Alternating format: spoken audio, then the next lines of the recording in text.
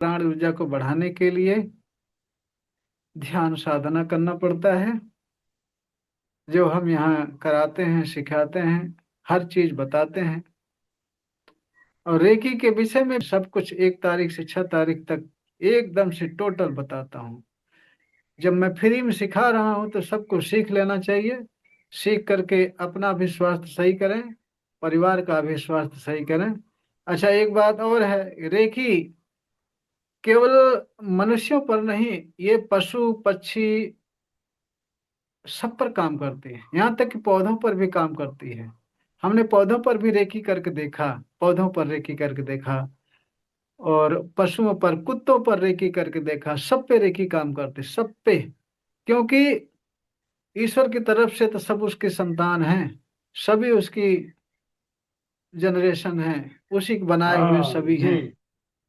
सभी उसी के बनाए हुए हैं, चाहे पशु हो, हाँ पक्षी हाँ हो, बिल्कुल। कीट पतंगा हो, वृक्ष हो, हम आप सारे उसी के बनाए हुए हैं। तो जिस तरह से पिता का सारा गुण बच्चों में होता है, बेटे में होता है, बेटी में होता है, ठीक उसी तरह से हम परमेश्वर की संतान हैं। तो परमेश्वर के सारे गुण हमारे आपके अंदर हैं। हमें आपको पता नहीं, हम दूसरे पर आधारित रहते हैं। मंदिरों में दौड़ते हैं, मस्जिदों में दौड़ते हैं, गिरजाघर गुरुद्वारे में दौड़ते हैं, पंडित पुरोहित तांत्रिक के पास दौड़ते हैं। लेकिन ये सब खाली अज्ञानता, बस केवल अज्ञानता। अज्ञानता के कारण हम दर दर भटकते रहते हैं, तीर्थ स्थलों पर, तमाम जगह जगह पर भटकते फिरते हैं, अज्ञानता बस। जिस तरह से हिरन, हिरन के नाभि में कस्तूरी होती है, उसकी खुशबू पाने के लिए हिरन जंगल जंगल दौड़ दौड़ के थक जाता है, हार जाता है, दौड़ दौड़ के थक जाता है, लेकिन कस्तूरी उसको मिलती नहीं। क्यों? उसके नाभि में है, उसके पास है। तो बाहर कहाँ मिलेगी? बाहर कहाँ मिलेगी? बाहर ढूंढना थोड़ी मिलेगी। ठीक वही चीज हमारे आपके अंदर है, सेम वही चीज।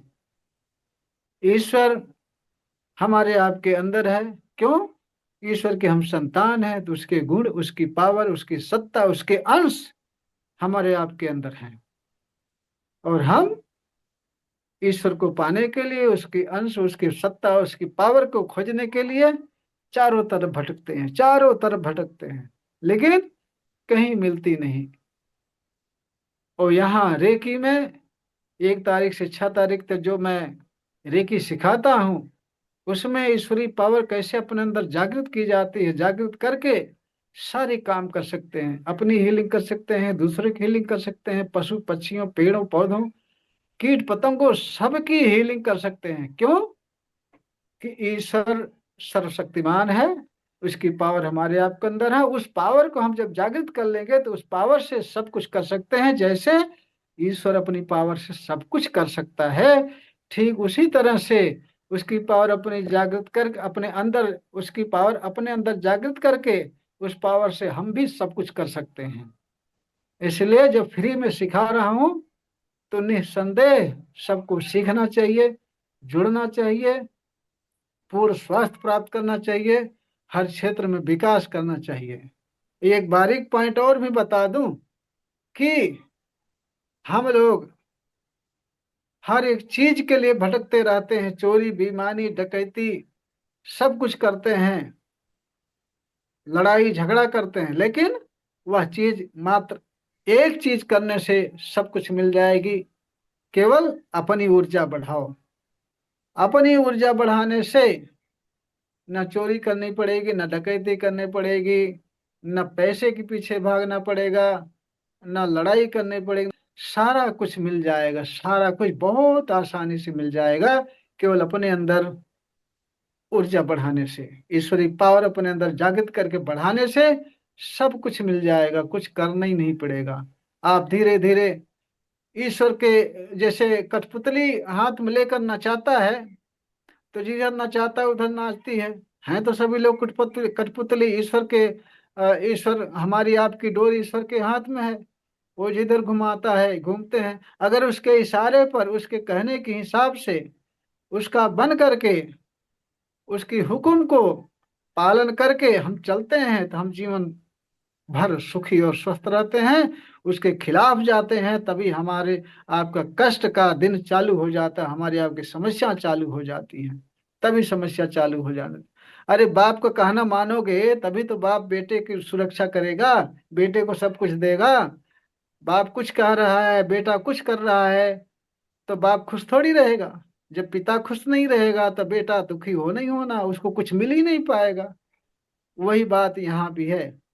हम परम परमेश्वर के आदर्श आदेशानुसार उसके हुक्म का पालन करते रहेंगे तो सब कुछ देता रहेगा, सब कुछ देता रहेगा। ईश्वर कहता है, ईश्वर कहता है कि अब तक तू अपनी मर्जी का करता था, तो मैं तुझे अपनी मर्जी से फल देता था। तू अपनी मर्जी करेगा तो मैं अपनी मर्जी से फल दूंगा, और अगर तू हमारी मर्जी से करेगा तो हम तुम्हारी मर्जी से फल देंगे। ये सत्य बात है। ईश्वर की मर्जी से उसके हुक्म में चल के देखो, सारा कुछ मिलेगा, सब कुछ मिलेगा।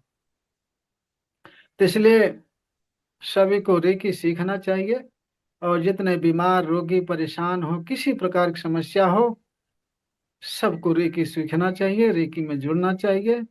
और हम बताएंगे कैसे हर तरह से स्वास्थ्य संपन्नता, सर्वांगीण विकास, हर क्षेत्र में विकास किया जाता है। हम बताएंगे, सिखाएंगे।